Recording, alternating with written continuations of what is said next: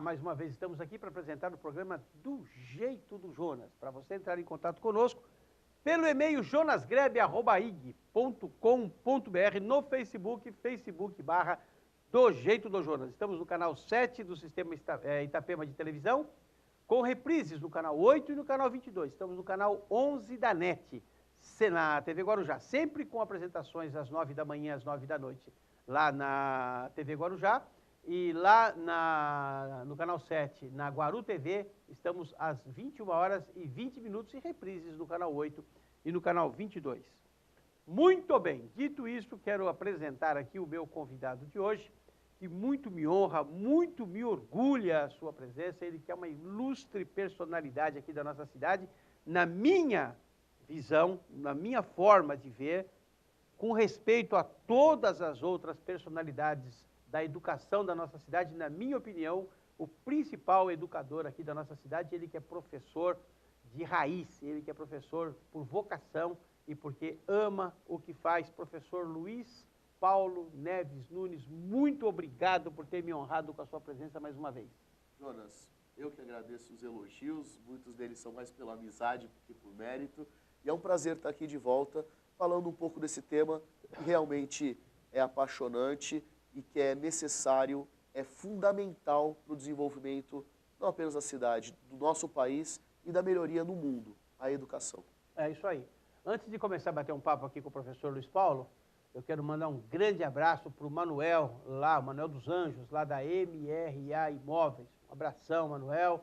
Muito obrigado aí, porque você está sempre conosco. Aliás, o Manuel foi nosso convidado aqui na segunda-feira e foi muito gostoso receber o Manuel, bater um papo e tal. Sinta-se abraçado. Professor Luiz Paulo Neves Nunes, por que é que os nossos governos não gostam de educação? E dá trabalho, é complicado, porque o Mas povo dá fruto instruindo também. Dá resultado. dá resultado, mas não para o tipo Ou de... se a pessoa fosse educada, não votaria nele. Então, não dá resultado para o tipo de condução política que alguns governos têm. Nós percebemos ações muito interessantes com relação à ampliação de vagas na universidade, no nível federal. Nós observamos ações muito interessantes no desenvolvimento de formação profissional no nível estadual. E nós percebemos também um foco muito bom com relação à ampliação nas vagas em creches, do ensino infantil no nível municipal. Então, pelo menos nesse aspecto, nós temos cada esfera do governo trabalhando, organizando um sistema que daqui a alguns anos vai começar a surtir resultados, vai começar... Você acredita nisso, professor? Acredito, eu tenho que acreditar. Se eu não acreditar mais nisso, eu vou vender sanduíche natural na praia. Eu acho o seguinte, você veja, E não vai dar. 28% das pessoas com diploma de faculdade no Brasil, principalmente os formados de 15 anos para cá, de 20 anos para cá, 28% são semi-analfabetos, não são alfabetizados plenamente e têm diploma de faculdade. Não era melhor o governo pegar, montar lá um departamento, onde qualquer pessoa vai lá e fala assim, eu quero um diploma, do que você quer? Ah, eu quero de história, tá aqui. Ah, não, história não, peraí, me dá um de direito, tá aqui, leva o de direito. Você dá diploma. Hoje o grande programa educacional no Brasil é dar diploma. Não, porque eu formei, porque eu botei na faculdade, porque eu fiz FIES, UNIES, TRUTIES, inventa uma sigla qualquer aí e vai dando diploma. Nós não precisamos de diploma, professor, nós precisamos de educação. Nós não estamos educando o nosso povo. Eu converso com jovens de 14, 15 anos que não sabem absolutamente nada. Eu fui numa reunião terça-feira, professor, desculpa, o entrevistado aqui é você, não sou eu, vai lá. Mas eu fui terça-feira numa reunião, lá na cidade de Santos, e um rapaz chegou lá e estava falando mal da campanha eleitoral. Não, porque eu não voto, já faz 5 eleições que eu não voto, e eu não gosto desse bagulho aí, porque para mim esse bagulho aí todo mundo é ladrão, então nesse bagulho eu não vou. Aí eu falei, pera, primeira coisa, me explica o que é bagulho. Eu não sei o que é bagulho. Ele falou, não, bagulho é esse negócio aí de ter que votar, quer dizer, ter que votar é bagulho. Aí ele foi falar de uma outra coisa lá, ele falou assim, não, porque esse bagulho aí, falou, peraí, você está falando de eleição? Ele falou, não, isso aqui já é outro bagulho. Quer dizer, o nosso jovem sabe o que é bagulho, eu não sei o que é bagulho. Nós estamos dando diploma. Aí o governo lá, o presidente da República, o governador, vai lá, não, porque nós entregamos aqui pelo FIES 48 milhões de diploma. Gente, entregou diploma para quem escreve açúcar com 2 S. E eu sei que o açúcar com 2 S, segundo o Paulo Freire, também adoça. Mas adoça o do outro, o meu fica amargo. Ou nós fazemos educação nesse país, ou para de brincar. Desculpa, professor. É um bagulho que eu não entendo. Jonas, a tua indignação, ela é compartilhada. Mas olha o problema. No passado, a escola era exclusiva, no sentido de excluir quem não tinha esse nível que você está colocando, esse nível de excelência. O aluno tem que ser excelente, excepcional. Então, muitas crianças, muitos jovens eram postos para fora da escola porque não atingiam esse nível. Ora, Aristóteles, a verdadeira justiça está em tratar os desiguais desigualmente à medida dessa desigualdade. Quem apresentava dificuldade no aprendizado, quem apresentava problemas em aprender por uma série de questões, porque não comia, isso era um problema real, foi diminuído, ainda bem, nos últimos anos. Quem morava muito longe tinha que acordar muito cedo, então tinha privação de sono. Quem tinha problema familiar, família desestruturada, uma série, e até problemas cognitivos, problemas na cabeça para aprender. Esses todos estavam fora da escola. Chegavam até o 2º, 3º, 4º ano do primário, antigamente, né, do ensino fundamental 1. Depois, fora da escola. A escola excluía. A escola não dava oportunidade para quem não tinha o nível de excelência. O paradigma da escola mudou. A ideia da exclusão, ou melhor dizendo, da seleção, vai acontecer no mercado de trabalho, vai acontecer na vida. A escola é uma preparação para a vida, não para o mercado de trabalho. Então ela não precisa ser excludente, ela tem que ser inclusiva. Dá diploma para todo mundo. Não precisa saber nada. Não, não é assim. Desculpa, eu tenho não 62 anos de idade e eu não vou entender isso até morrer. Eu acho que a pessoa, para receber um diploma, tinha que saber. Agora, você dá um diploma de médico para um camarada e manda ele operar o teu filho, ver se ele vai conseguir A gente está falando de níveis diferentes. O diploma de médico vai ser dado para aquela pessoa que mostrou proficiência na residência.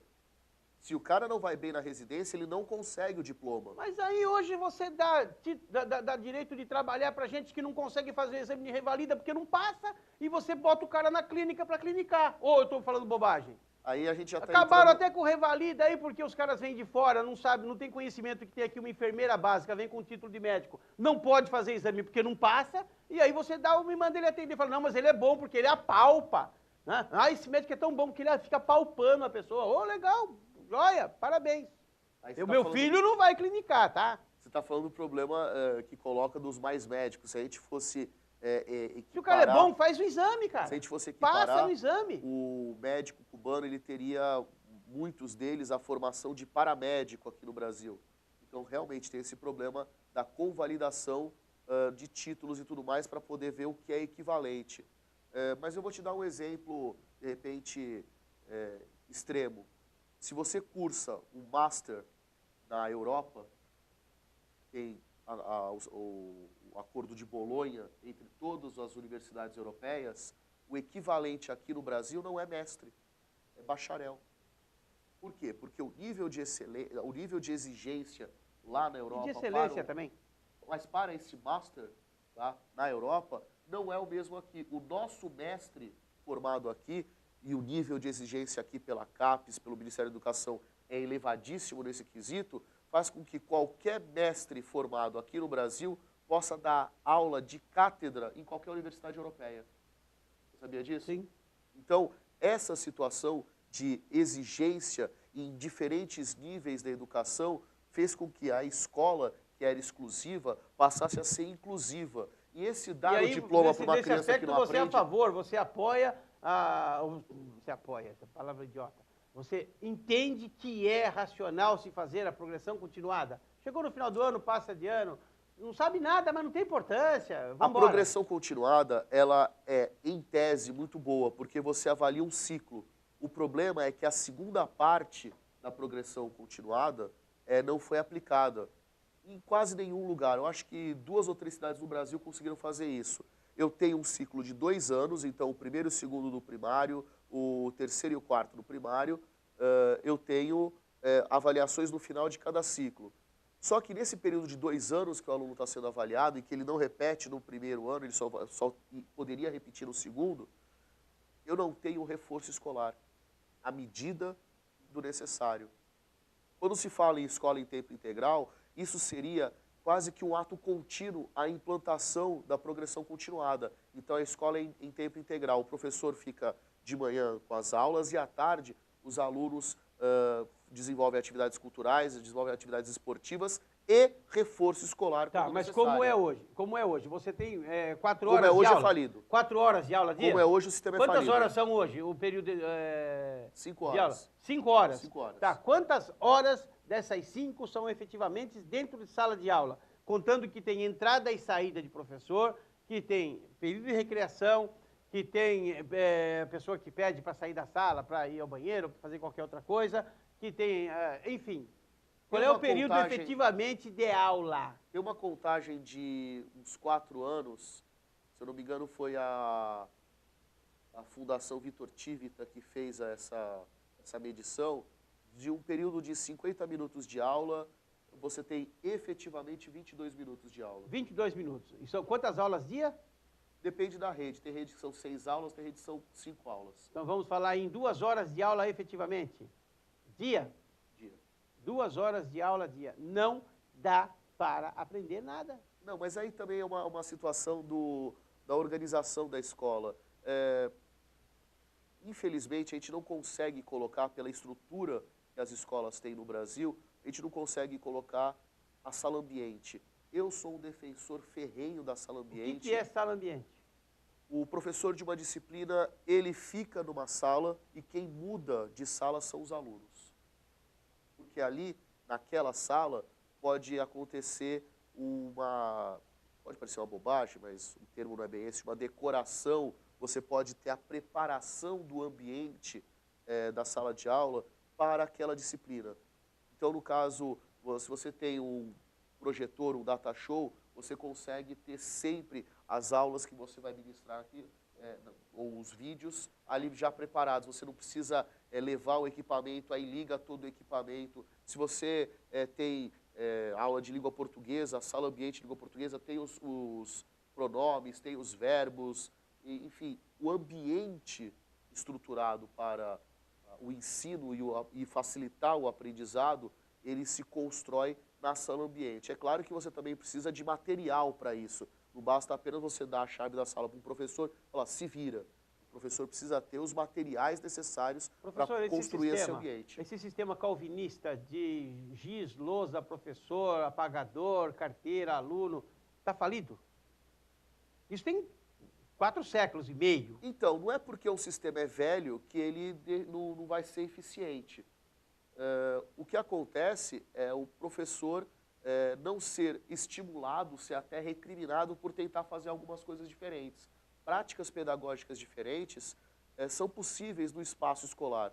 A questão toda é você ter o estímulo ou o reconhecimento dessa tentativa de fazer algo diferente e, no final das contas, vai beneficiar o aluno. Se eu estou dando aula no pátio, se eu estou dando aula na frente da escola, se eu estou dando aula com todo mundo em pé, todo mundo sentado no chão, é uma dinâmica para facilitar o aprendizado.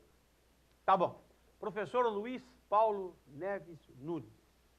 Vamos ao breve intervalo comercial. Daqui a pouquinho nós voltamos do jeito do Jonas.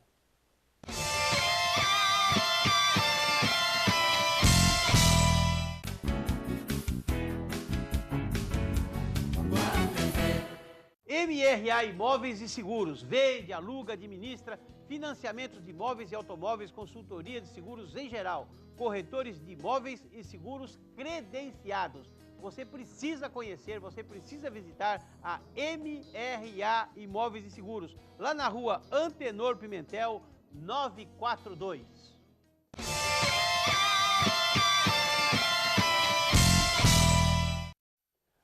De volta para o segundo bloco do programa Do Jeito do Jonas, hoje batendo um papo aqui com o professor Luiz Paulo Neves Nunes, ele que é educador, está aqui no Guarujá contribuindo com o seu saber lá com o ETEC, é isso? É, a Escola Técnica Estadual Alberto Santos Dumont. Alberto Santos Dumont e também na rede... Na rede municipal, esse ano em 2 escolas. É isso aí, e é futuro secretário da Educação, vocês Não, podem ter certeza isso disso, o tempo para isso, ele é jovem ainda, o tempo para isso. Professor, duas coisas que me vieram à mente. Primeiro, o filme do Ziraldo, né? A professorinha muito maluquinha. Aquele modelo serviria? E outra coisa, se realmente se aplica aquele modelo e as crianças começam a aprender como no filme, a professora tem que ir embora da cidade? Tem que fugir? Dependendo da cidade, tem, né? Dependendo do local, ela vai ser sumida. É proibido ensinar? Ensinar, não. É, de repente, problemático você dar autonomia. Eu acho que uma grande falha na educação é você fazer com que o aluno seja dependente do professor. O professor, ele tem um papel fundamental em ensinar o aluno a aprender. Quando o aluno aprende, quando ele começa a caminhar com as próprias pernas, o professor ele vai ter aquela função, quase como era na Grécia Antiga, apenas de corrigir alguns rumos, de tentar amenizar algumas situações, porque a juventude tem um ímpeto, tem uma situação que, por vezes, não é conveniente, porque explode rápido, é revolucionária. Em outros momentos, essa explosão e revolução são altamente necessárias, mas eu acho que o caminho da temperança é sempre melhor nesse aspecto. E aí tem um outro filme que também mostra essa situação. Sociedade dos Poetas Dos Mortos. Poetas Mortos. O professor ele coloca o aluno como protagonista do seu aprendizado. Muitas vezes o professor, ele é a estrela da sala de aula. Você precisa entender o seguinte, você está formando pessoas, você está fazendo com que elas sejam... O professor é um ator? Em São Paulo, nos cursinhos, os professores costumam ser cantores. O professor ele tem que ter uma teatralidade, mas aí não necessariamente ser aquele drama e tudo mais. Eu conheço professoras que têm uma sutileza, têm uma voz baixa, têm uma calma, que contrastam comigo. Em sala de aula eu ando pela sala toda, eu falo e tudo mais. E nem por isso essas professoras que têm um temperamento muito diferente do meu, deixam de ensinar. E o aluno dela deixa de aprender. Então a grande questão, você estava falando, o aluno, então ele vai sair da escola sem saber. Nós temos saberes diferentes. A grande questão é essa. Não adianta eu querer forçar um aluno que tem problema cognitivo a decorar alguma coisa. Ele não vai decorar, ele não tem as funções para isso, mas ele pode ser operacional em alguma coisa. A grande questão é você diagnosticar, e aí eu falo isso muito para os alunos, me ajuda, porque quando você está doente, você vai no médico, e o médico tem lá meia hora, 40 minutos, 50 minutos, para fazer o diagnóstico de uma pessoa. Eu, em 50 minutos, preciso fazer o diagnóstico de 30, 40. Eu preciso olhar, observar o rosto do aluno, falar, você não está entendendo, né? Aí, você não entendeu tal coisa. Eu preciso perceber e medir isso e avaliar em todos eles. Não é um trabalho Seria fácil. mais produtivo com menos alunos na sala? Com certeza. Eu acho que o número ideal de 15 a 20 alunos. Mas a gente sabe que com toda a situação da desvalorização que acontece... O ideal seria um micro-ônibus e o professor é obrigado a dirigir um bitrem. Por aí. Mais ou menos por aí. Isso. A gente tem... E também a situação da jornada do professor. O professor ele não consegue, muitas vezes, ter uma prática ou um pensamento crítico sobre a sua prática, porque ele tem que dar aula, tem que dar 5 aulas de manhã, aí ele corre, às vezes não consegue almoçar direito. Às vezes muda a matéria, aulas à tarde. Você tem que fechar o chip de uma matéria e abrir outra. E à noite ainda ter mais atividade, tem várias... O magistério é uma profissão essencialmente feminina, e a gente sabe da questão da dupla jornada da mulher. Trabalha em casa e trabalha dando aula. Então, essa situação da escola de tempo integral, você... Sabe qual é o meu sonho de consumo? trabalhar numa única escola. Eu acho que a maioria dos meus colegas professores também tem isso. Você conhece a comunidade, você consegue atender muito bem. Mas para trabalhar numa única escola, eu precisaria ser remunerado para isso. Eu costumo falar, Jonas, tem gente que não vai gostar disso, eu não ganho pouco, não. Para dar aula, eu não ganho pouco. O que eu não ganho direito é o pré-aula e o pós-aula. A preparação para aquele momento do encontro com os alunos jornada. E depois a avaliação de como foi isso. Então, na minha modesta opinião, eu tinha que ganhar 3 vezes mais, por causa do antes e do depois. Os professores já brigaram por isso? Já foram atrás, já tentaram reivindicar? Então, a reivindicação aconteceu muito forte nos anos 80. Eu acho que o professor é muito injustiçado nessa questão. Então, a gente tem a situação do horário coletivo, de planejamento de trabalho, que eu já estou falando para vocês, não funciona. Tá? São raras as escolas em que o famigerado HTPC funciona, em que o coordenador tem tempo, porque o coordenador fica preso em questões burocráticas e atendimento a aluno e pai de aluno, e ele não tem tempo de formular uma espécie de curso ou uma capacitação para cada HTPC. E isso atrapalha o ensino, de forma geral. Com certeza. E também tem a situação, a gente conseguiu, parece que vai ser implementado também em Guarujá, 1/3 da jornada sem aluno, para que o professor possa fazer esse momento de planejamento. Mudando um pouco aqui, quando eu era jovenzinho, eu fui jovem, tá? Para quem pensa que eu nasci de cabelo branco, com bigode grande, não, eu fui jovenzinho. Quando eu era jovenzinho, eu tive um professor de álgebra, inesquecível, chamado José Coelho, né? O professor Joy, né? O professor Coelho, o professor José Coelho, um mineiro lá de Ouro Preto e tal, e ele veio ensinar álgebra para os alunos. E eu, menino, falei, professor, eu não vejo por que aprender isso, porque eu nunca vou usar isso na minha vida. Eu sou da área de humanas, eu não vou, não tem para mim serventia nenhuma. E eu ouço isso hoje muito, para que aprender isso? Porque eu tenho que aprender só o básico, não sei o que e tal. E esse professor, de forma muito sábia, parou, a sala fez aquele silêncio total, né? E o professor Joy falou assim, mas acontece o seguinte, quando você nasceu, o seu cérebro estava absolutamente vazio. Você não falava porque você não conhecia nenhuma palavra. Então, você precisaria, de alguma forma, encher o cérebro.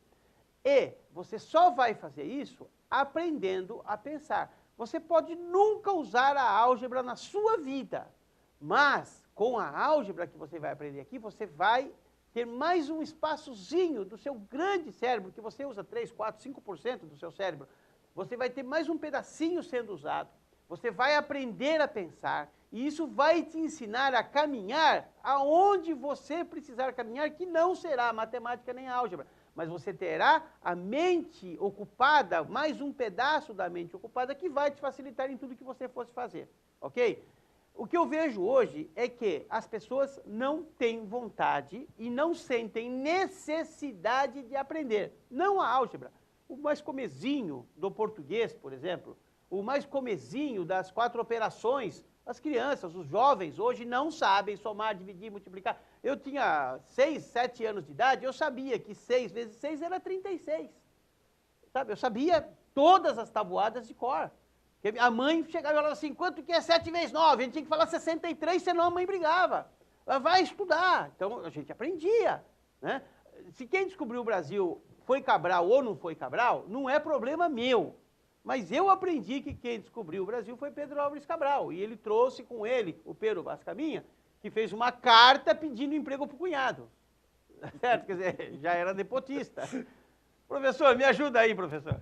Bom, o que você está colocando é uma situação do conhecimento decorado, que tem o seu valor.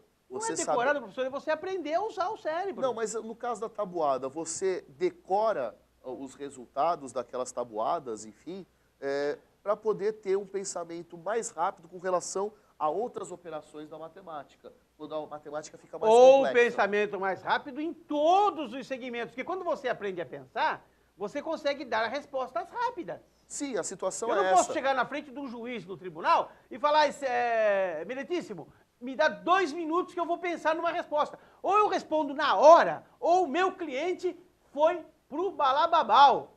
É na hora, eu tenho 1 milésimo de segundo para falar, excelência, acabou. É o na que eu hora! coloco. Você não... E se você não aprender a raciocinar rápido, meu amigo, depois você vai falar pro cliente, não, eu recorro. Deixa que eu recorro. Eu coloco Mas aí já a foi. situação para os alunos, a escola é um ambiente privilegiado para você errar. O lugar de errar é na escola, porque o mercado, a vida, não vão tolerar esse erro. A situação que a gente coloca em relação à formação das pessoas, existem saberes diferentes, existem inteligências múltiplas. Você, por exemplo, qual é a função? Falou da álgebra, vamos pegar uma situação específica que muitas escolas públicas têm. Torneio de xadrez. Quantos enxadristas profissionais você conhece? Eu conheço 3 ou 4 no mundo que são renomados, né? O resto... Fui bom nisso, hein? Fui bom nisso. Mas qual é a função prática? O que uma pessoa vai usar na sua vida o xadrez? Pensar. O jeito da movimentação das peças, você premeditar o movimento do outro, faz com que você pense. E não o jogo em si, mas o mecanismo do pensamento, da premeditação de como o outro pode se movimentar, como isso tudo faz com que as ligações que você tem, as sinapses que você tem nos seus neurônios, se ampliem. Então, o teu pensamento fica mais rápido. Eu costumo falar para os alunos assim, você quer ficar sarado? Vai na academia e faz a atividade física. Você quer ficar inteligente? Pensa. Qual é o mecanismo para pensar? O cérebro ser desafiado. Então, quer ter um cérebro musculoso? Pensa, resolva problemas, seja proativo. Senão, você vai ser mais um na multidão. Professor, xadrez está muito ligado à minha história. Né? Hoje já nem tanto, hoje eu estou me dedicando muito mais ao jogo de damas do que ao jogo de xadrez. E você aufere a capacidade de jogar xadrez ou de jogar damas pela facilidade que a pessoa tem de ler o jogo adiante. Hoje um grande damista no mundo, ele consegue planejar 9 jogadas à frente. Um grande enxadrista consegue imaginar 6 a 7 jogadas à frente. E como é que você faz isso? Pensando, imaginando, tentando imaginar o que o outro está pensando. Agora, professor, como é que nós vamos salvar, ou pelo menos melhorar, já que para salvar eu acho que não dá mais tempo, a educação desse país? Não, dá para salvar, dá para melhorar, dá para investir. Mas os nossos governantes não gostam de educação, porque quem tem educação não vota neles, professor. A grande situação é votar direito, e aí... Mas você não educa o povo para ele não votar direito. Vai chegar um momento que ele vai perceber que está sendo manipulado. Você consegue enganar muita gente durante algum tempo, você não consegue enganar todo mundo o tempo todo. Vai chegar um momento... Mas quem é velho tem pressa. Meu tempo está no fim. Jonas, eu não vou ver uma democracia mais nesse país? Mas nós vivemos uma democracia. Você acredita nisso, professor? Acredito, eu tenho que acreditar, senão eu vou embora. Para que eu vou descer. Senão eu vou embora. O senhor acredita que nós vivemos uma democracia? Acredito. Porque assim também... Com um cidadão votando 32 vezes, com 32 títulos de eleitor em casa? Apure-se as fraudes, então. O fato é que ele votou. Eu estou sendo hipócrita agora, eu sei. A situação toda é, eu estou vendo que está ruim, isso me incomoda. Se isso me incomoda a ponto de me mover para eu fazer alguma coisa, excelente, faça. Agora eu também não posso recriminar quem não faz nada. Quem não faz nada está satisfeito, acha que está bom. Então, fique à vontade. Professor, chegamos ao final do nosso programa. Uma honra muito grande te receber. Eu realmente estou muito feliz. Quero que você venha mais vezes. Sempre que convidado. E que você possa estar cada vez mais educando os jovens dessa cidade, para que eles possam ter um futuro melhor do que aqueles que não gostam e não querem estudar. 30 segundos para falar tchau. Jonas, muito obrigado pela gentileza do convite. É um prazer estar aqui. Uma honra ser o representante de Guarujá e do estado de São Paulo na Conferência Nacional de Educação, agora no final de novembro. E eu tenho muita esperança no futuro bom para a nossa cidade, para o nosso país, com pessoas que têm projeto, com pessoas esclarecidas, que colocam, eu quero fazer tal coisa. E a partir desse projeto, dessa exposição, vem o debate é enriquecedor e a gente consegue com isso construir um mundo melhor. A gente quer um mundo melhor, vamos arrumar o nosso armário, vamos arrumar a nossa casa, a nossa rua, a nossa cidade. É isso aí. Professor Luiz Paulo Neves Nunes, que muito me honrou com a sua presença. Que Deus te abençoe e te guarde, que faça resplandecer o seu rosto sobre ti e te dê a paz.